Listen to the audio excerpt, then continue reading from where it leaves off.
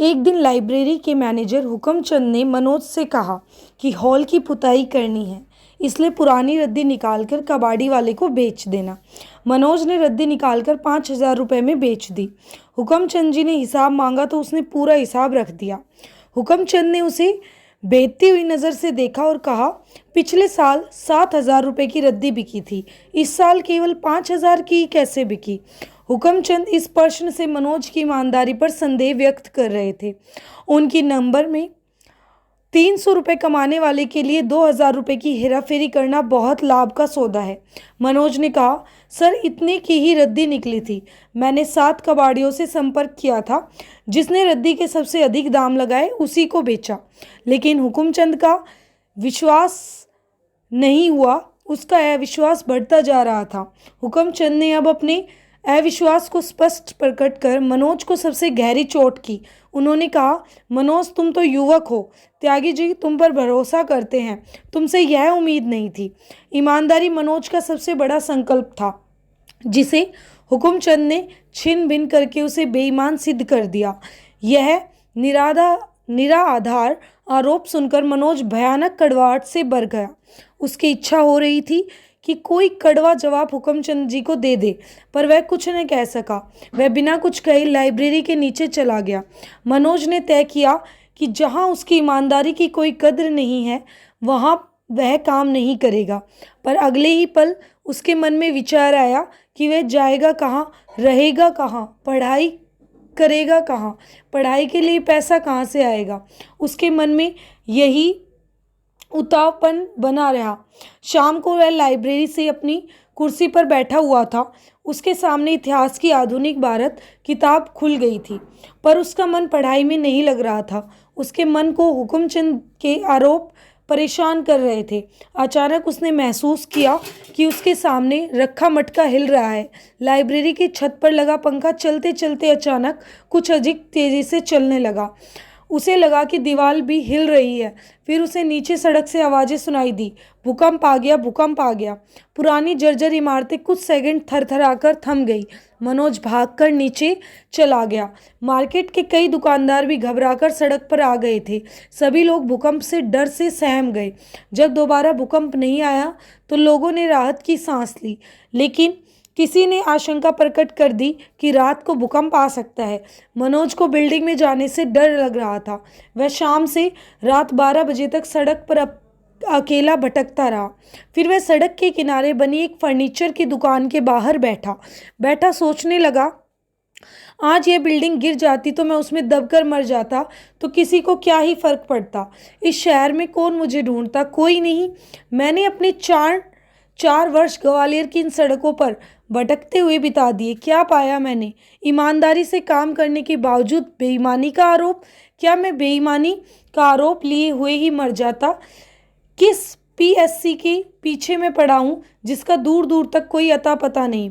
डरा उदास हतोत्साहित मनोज सुनसान सड़क पर बैठा रहा। उसके पास कोई नहीं था जिससे वह अपने मन का दर्द बांट सके।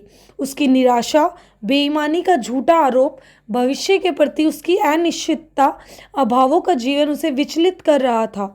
सड़क अब पूरी तरह सूनी हो गई थी। वह भटकता हुआ पास के राम मंदिर चौराहे पर चला गया। मंदिर के गेट बंद हो गए थे। वह गेट के पास बनी हुई सीढ़ियों पर बैठ गया।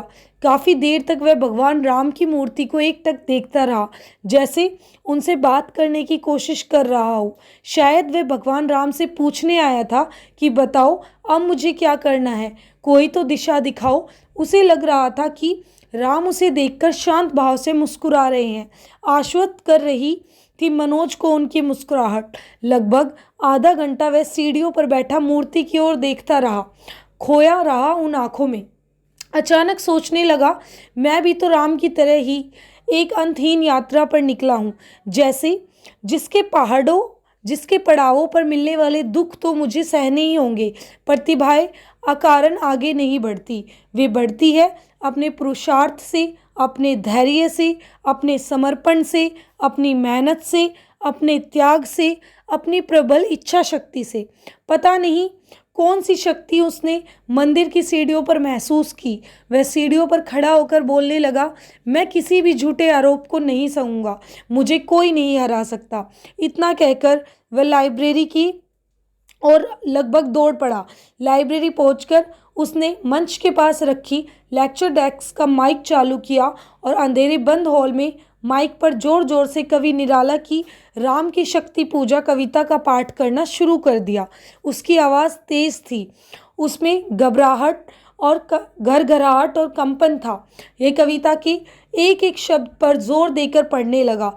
है अमन है अमानिशा उगलता गगन, घन अंधकार खो रहा द्याश का ज्ञान, स्तब्ध है पवनचर, अप्रतिहित गरज रहा पीछे अम्बुधि विशाल, भूधर ज्यो ध्यान मग्न केवल जलती मशाल। फिर उसने इस पंक्ति की व्याख्या करनी शुरू करी। राम पराजित अवस्था में पहुंच गए हैं, निराशा और अंधकार है सब तरफ, पर एक उम्मीद की लो उसके मन के इस निराश और पराजित माहौल में भी जल रही है। उसने इस कविता में खुद को ढूंढना शुरू किया। एक मशाल मेरे भीतर भी उम्मीद के रूप में जल रही है, इसे मैं कभी नहीं बुझने दूंगा, मैं जरूर जीतूंगा। अपने भाषण की अंतिम पंक्तियों पर पहुंचकर मनोज की निराशा भरपूर उत्साह में बदल हो गई। वह देर तक काल्पनिक दर्शकों से भरा खाली हॉल देखता रहा। उसने माइक बंद किया, अपनी टेबल पर पहुंचकर टेबल लैंप जलाया, B.L. ग्रोवर की आधुनिक भारत किताब उठाई और सुबह की पहली किरण लाइब्रेरी में पढ़ने तक पलासी, बक्सर और आंगल मराठा संबंध पढ़ता रहा। रात में कोई भूकंप नहीं आया। और कई बार होता है हमारी लाइफ में कि हमें कुछ समझ नहीं आता, हमारे ऊपर कोई एलिगेशंस लगे झूठे या कोई भी बात हो गई हो, तो हमारे सामने सिर्फ भगवान ही दिखाई देते हैं हमें। और इनफैक्ट मैं भी मंदिर जाती हूँ, कभी भी आप किसी भगवान की तस्वीर को ध्यान से देखना, हमेशा उनका फेस इस तरीके से आपको फील होगा जैसे कि वो आपको देख के मुस्कुरा रहे हो, तो आपको एक अच्छी पॉजिटिव एनर्जी फील होगी इस चीज़ से। तो यहाँ पे मनोज को फिर से भगवान श्री राम को देखकर आत्मविश्वास से भर गए और दोबारा लाइब्रेरी में जाकर पढ़ाई करने लग गए। जय श्री राम। अगले दिन मनोज लाइब्रेरी छोड़ने का अपना निर्णय सुनाने त्यागी जी के घर चला गया। उसने कुर्सी पर बैठते हुए सीधे अपनी बात कही, मैं अब लाइब्रेरी में काम नहीं कर सकता। जहां मेरी ईमानदारी की कद्र ना हो वहां मैं काम नहीं करूंगा। त्यागी जी ने जोर से ठहाका लगाते हुआ, चाय तो तुम पीते नहीं हो, लो गज्जक खाओ। इतना कहकर उन्होंने टेबल पर रखी गज्जक मनोज के सामने रख दी। त्यागी जी ने मनोज से कहा, हुक्मचंद जी व्यवसायी आदमी है मनोज, जीवन भर उन्होंने 100 रुपए की साड़ियाँ बेचकर मुनाफा कमाया है। उन्हें साड़ियों की परख तो है पर आदमी की परख नहीं है। तुम व्यर्थ ही परेशान हो रहे हो, निश्चिंत होकर नौकरी करो, मुझे तुम पर पूरा भरोसा है। त्यागी जी के भरोसे से मनोज को बल मिला। इस बल ने उसका आत्मविश्वास और बढ़ा दिया। अपने इस बड़े आत्मविश्वास से प्रेरित होकर उसने कहा, हुकुमचंद जी का भरोसा मुझ पर नहीं रहा, मैं अब लाइब्रेरी में तो काम नहीं कर पाऊंगा। इतने में पांडे और त्यागी जी के स्कूल की पूर्व छात्रा अंशु गुज्जर आ गई। अंशु पीएससी की गंभीर स्टूडेंट थी और इस साल का वह मुख्य परीक्षा दे रही थी। त्यागी जी ने मनोज को पूरी कहानी दोनों को कह सुनाई। पांडे कुछ बोलता उसके पहले अंशु ने कहा, मनोज तुम बताओ कि तुम महत्वाकांक्षी हो या नहीं। मनोज ने एकदम से कहा, मैं पीएससी में सिलेक्ट होना चाहता हूँ, मैं महत्वाकांक्षी हूँ। अंशु ने मनोज को व्यवहारिक सलाह दी, फिर तुम्हें लाइब्रेरी में ही रहना चाहिए, अभी तुम्हारी आर्थिक स्थिति तुम्हें कहीं दूसरी जगह रहने की इजाज़त नहीं दे रही। मनोज अंशु की बात सुनकर भी अपनी बात पर अड़ा रहा। दीदी मैं वह काम नहीं कर सकता जहां मेरी ईमानदारी पर संदेह किया जा रहा है। फिर क्या करोगे? बिना नौकरी के पढ़ाई कैसे करोगे? कुछ दिनों के बाद ही MPPSC की प्रीलिम्स परीक्षा होने वाली है। पांडे ने गज्जक खाते हुए मनोज के प्रति चिंता व्यक्त करते हुए कहा, पढ़ाई छोड़ दूंगा, सड़क पर रह लूंगा, पर अपने सिद्धांत से समझौता नहीं करूंगा। मनोज ने बिना एक सेकंड गवाए तत्काल उत्तर दिया। उसकी इस जिद का किसी के पास कोई जवाब नहीं था। वहां पर बैठे सभी लोगों को उसकी बात एक नवयुवक का जोश और आदर्शवाद ही अधिक लग रही थी। पांडे को मनोज का यह संकल्प व्यवहारिकता से दूर लग रहा था। उसने मनोज की इस अति आदर्शवाद की व्याख्या की और त्यागी जी को देखते हुए बोला, मनोज जी अपने पिता से प्रभावित है। इनके पिता भी अपने सिद्धांतों से समझौता नहीं करते। समझौता न करना इनके पारिवारिक विशेषता है। मनोज को उम्मीद थी कि ईमानदारी पर उसके संकल्प को सुनकर शहर का यह बुद्धिजीवी समूह उससे प्रभावित होगा, पर पांडे की ऐसी ठंडी और व्यंग्यपूर्ण प्रतिक्रिया देखकर वह निराश हो गया। त्यागी जी ने पास ही रखी एक किताब उठाई और मनोज को दे दी। किताब के कवर पेज पर भगत सिंह का चित्र था। त्यागी जी ने मनोज से पूछा, अच्छा बताओ मनोज, तुम्हें भगत सिंह के इस चित्र में क्या विशेषता नजर आ रही है? मनोज कुछ देर तक भगत सिंह के चित्र को देखता रहा पर कुछ बोल नहीं पाया। मनोज, मुझे भगत सिंह की आंखों में एक बेचैनी सी नजर आती है। उनके भीतर देश के लिए कुछ करने की तड़प दिख रही है। त्यागी जी ने मनोज से कहा।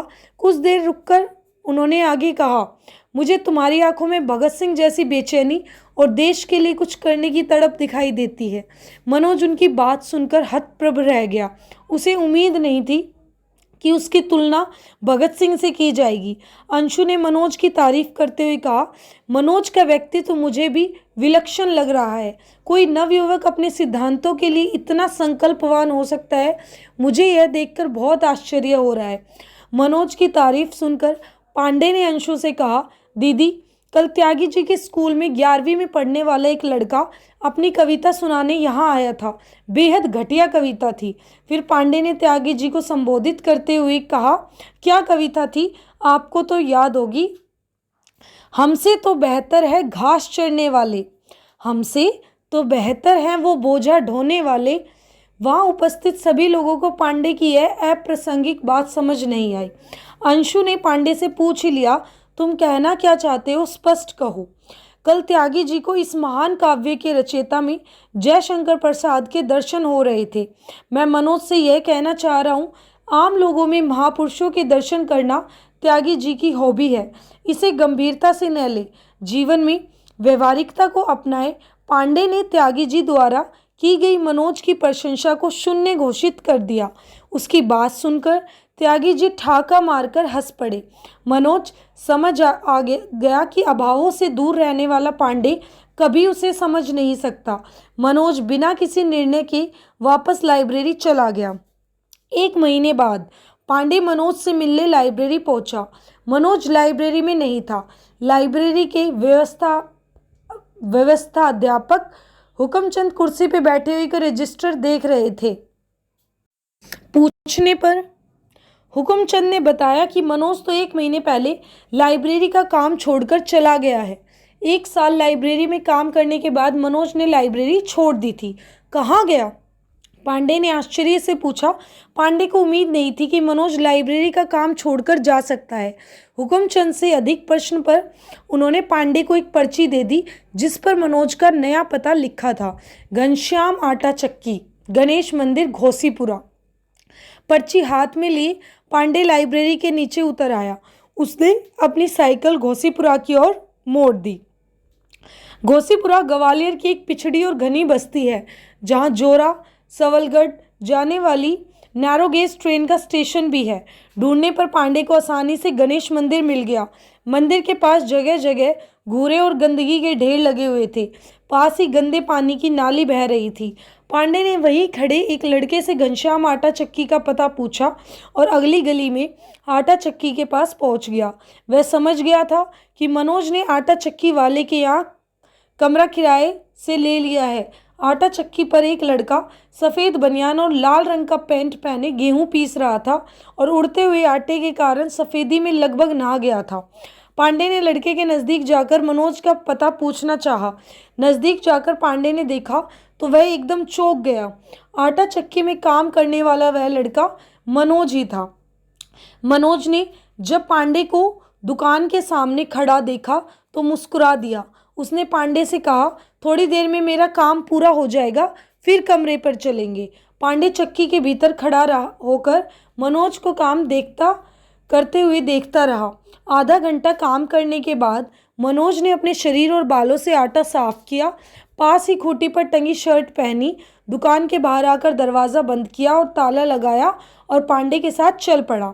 पांडे बिना कुछ कहे चुपचाप अपनी साइकिल हाथ में पकड़े चल रहा था। तंग गलियों से गुजरकर थोड़ी देर में मनोज एक मकान के सामने पहुंच गया। पांडे ने मकान की दीवार से अपनी साइकिल टिकाई। मकान की गैलरी और छोटे से आंगन से होकर मकान के सबसे पिछले हिस्से में पहुंचकर मनोज ने एक कमरे का दरवाज़ा खोला। दिन के उजाले में भी कमरे में अंधेरा था। मनोज ने लाइट जलाई। पीले रंग का धुंधला प्रकाश कमरे में फैल गया। जमीन पर गद्दा बिछा था। आले में किताबें रखी थी। कोने में एक स्टोव और कुछ बर्तन थे। एक लकड़ी का स्टूल भी पास में रखा था जिस पर पांडे बैठ गया। 200 रुपये किराया है कमरे का। वैसे तो 300 है, पर एक साहित्यकार है घनश्याम जी, उनका मकान है, लाइब्रेरी में आते थे, मुझे पसंद करते हैं। मैंने उन्हें अपनी समस्या बताई तो उन्होंने सस्ते में कमरा दे दिया। बहुत भले व्यक्ति है। उन्होंने तो अपनी पूरी आटा चक्की की जिम्मेदारी ही मुझे सौंप दी। दिन में 4-5 घंटे गेहूं पीसने का काम है। 400 रुपये महीने मिलेंगे। बाकी पूरे दिन पढ़ाई करता रहता हूँ। आदमी यदि टाइम का सही मैनेजमेंट कर ले तो समय की कमी नहीं रहती। भगवान का एक रास्ता बंद करता है तो दूसरा ज़रूर खोलता है। मनोज ने अपनी आंखें पांडे की चेहरे से दूर रखकर अपनी पूरी बात की। पीली कोठी में कमरा लेकर पढ़ाई करने का ख्वाब देखने वाला मनोज अब नए काम और कमरे की तारीफ कर रहा था। पांडे ने मनोज की बात ध्यान से सुनी पर वह कुछ नहीं बोले। नीले पीले रंग का बल्ब अचानक बंद हो गया। शायद लाइट चली गई थी। कमरे में अंधेरा हो गया। कमरे में कोई खिड़की नहीं थी जिसे खोलकर मनोज प्रकाश की व्यवस्था कर सके। दरवाज़ा पहले से खुला था। मकान के इस हिस्से में सूरज की रोशनी बिल्कुल नहीं आ रही थी। मनोज ने पास रखी मोमबत्ती जला दी। मनोज अपनी बात पांडे से कह चुका था। अब वह पांडे से कुछ सुनने की उम्मीद में बैठा था। तुम माने नहीं मनोज, तुमने लाइब्रेरी छोड़ ही दी। कुछ देर पहले छाई चुप्पी को तोड़ते हुए पांडे ने मनोज से कहा, मुझे संतुष्टि है कि मैंने लाइब्रेरी छोड़ दी पर अपना सिद्धांत नहीं छोड़ा। ईमानदारी की रक्षा अभाव सहकर भी होनी चाहिए। पांडे ने मनोज की आवाज़ में भारीपन महसूस किया। उसने देखा कि मनोज एकटक जलती हुई मोमबत्ती को देख रहा है। पर अब तुम इस अंधेरे में पीएससी की तैयारी कैसे करोगे? पांडे ने अंधेरे सीलन भरे कमरे को देखते हुए कहा, बाहर का अंधकार समस्या नहीं है पांडे। समस्या तो तब होती है जब हमारा मन सुविधाओं के लालच में समझौतों के अंधकार में डूब जाता है। मनोज जैसे किसी गहरे तल से बोल रहा था। बाहर गुजरने वाली नैरो गेज ट्रेन का शोर सुनाई दे रहा था। पांडे को प्यास लग रही थी। उसके पास रखे मटके में से एक गिलास पानी भरकर पिया और वापस स्टूल पर बैठ गया। कुछ देर स्टूल पर बैठे बैठे जब पांडे को बात करने के लिए कोई विषय नहीं सूझा तो उसने मनोज से कहा, मनोज अब मैं चलता हूँ। दोनों बाहर आ गए। पांडे ने मकान की दीवारों से टिकी अपनी साइकिल उठाई और साइकिल पर बैठने से पहले कुछ देर रुककर मनोज को देखता रहा। मनोज ने अपने पिचके हुए गालों को छुपाने के लिए दाढ़ी बढ़ा ली थी। उसका गोरा रंग हल्का पीला हो गया था। उसकी आंखें अंदर को धंस गई थी। पांडे साइकिल पर न बैठकर पैदल ही उसके साथ साथ चलने लगा। गली का मोड़ आ गया। मनोज ने कहा, आते रहा करो पांडे, तुम्हारे आने से अच्छा लगता है। पांडे कुछ सोचता हुआ अपनी साइकिल पकड़े रहा। 5-6 सेकंड उसी चिंतन की अवस्था में रहने के बाद उसने कहा, मनोज एक बात कहूँ, मानोगे? मनोज समझ गया कि घोसीपुरा और उसके कमरे का माहौल देखकर पांडे उसे फिर से लाइब्रेरी में नौकरी करने के लिए कहागा। इसलिए उसने कहा, मैं अब किसी भी कीमत पर लाइब्रेरी में नहीं जाऊंगा। पांडे ने उसकी बात को लगभग अनसुना करते हुए अपनी बात जारी रखी। मनोज, हरिशंकरपुरम के पास एक पीली कोठी है जिसमें पीएससी की तैयारी करने वाले लड़के किराए से रहते हैं। मेरा दोस्त गुप्ता भी वहाँ रहता है। अंशु दीदी भी पीली कोठी के ग्रुप से जुड़ी है। बहुत अच्छा माहौल है वहाँ पढ़ाई का। मैं सोच रहा हूँ एक कमरा किराए पर लेकर वहीं पीएससी की तैयारी करूँ। तुम मेरे साथ पढ़ोगे तो मुझे लाभ होगा। क्या तुम मेरे साथ रहकर पढ़ाई करोगा? मनोज को अपनी कानों पर विश्वास नहीं हुआ। पीएससी की तैयारी करने वालों की दुनिया बहुत छोटी निकली। जिस पीली कोठी में रहकर तैयारी करने के लिए मनोज तरस तरस कर रह गया था, वही रहने का प्रस्ताव पांडे ने मनोज को दे दिया था। मनोज का तो जैसे कोई सपना पूरा हो रहा था। मुझे उसे उम्मीद नहीं थी कि पांडे उसे इस तरह का कोई प्रस्ताव दे सकता है। इससे अच्छा प्रस्ताव इस समय के लिए दूसरा कोई हो ही नहीं सकता था। अचानक मनोज का ध्यान अपने आर्थिक हालात पर गया। उसने पांडे से कहा, पर मेरे पास पीली कोठी में रहने लायक पैसे तो नहीं है। पांडे ने साइकिल पर बैठते हुए कहा, एक आदमी के खर्च में 2 लोग आसानी से रह सकते हैं। इतना कहकर वह बिना मनोज का जवाब सुने अपनी साइकिल पर बैठकर चला गया। वह झूमता हुआ साइकिल चला रहा था। मनोज तब तक पांडे को देखता रहा जब तक पांडे उसकी आंखों से ओझल नहीं हो गया।